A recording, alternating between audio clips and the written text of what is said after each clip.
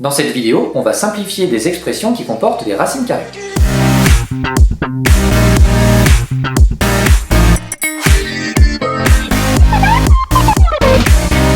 Alors pour cela, on va utiliser la formule suivante. Racine carrée de a fois b est égal à racine carrée de a fois racine carrée de b. On veut simplifier l'expression suivante. Là, il y a une racine qu'on ne peut pas simplifier, c'est le racine carrée de 2. Donc on va décomposer 18 et 50 sous la forme de 2 fois quelque chose. 18 c'est 2 fois 9 et 50 c'est 2 fois 25. Maintenant on va utiliser la propriété pour séparer les racines. Racine carrée de 2 fois 9 ça devient racine carrée de 2 fois racine carrée de 9.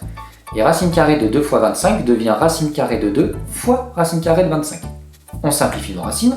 On trouve 4 racines de 2 plus racine carrée de 2 fois 3 et racine carrée de 25 donne 5. On simplifie encore un peu plus, on trouve 4 racines de 2 plus 3 racines de 2, moins 35 racines de 2. Et là on peut regrouper toutes nos racines carrées de 2 pour finalement trouver moins 28 racines carrées de 2. Pour vérifier qu'on ne s'est pas trompé, on prend la calculatrice, on tape l'expression de départ, on valide et on retombe bien sur notre résultat. Un deuxième exemple. Cette fois-ci, on va pouvoir simplifier les 3 racines. Donc pour savoir quelle sera la racine commune, comme le racine carrée de 2 tout à l'heure, et bien là on va utiliser les carrés parfaits. 45, on peut le décomposer en 9 fois 5, 20 en 4 fois 5 et 180 en 36 fois 5. Là non seulement on a fait apparaître à chaque fois des carrés parfaits, mais en plus on a trouvé la racine commune qui est 5. Donc cela donne racine carrée de 9 fois 5, moins 3 racine carrée de 4 fois 5, plus 5 racine carrée de 36 fois 5. On utilise la propriété une nouvelle fois.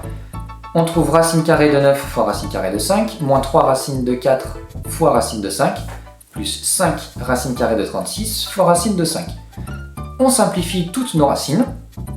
On simplifie ensuite toutes les multiplications que l'on a obtenues.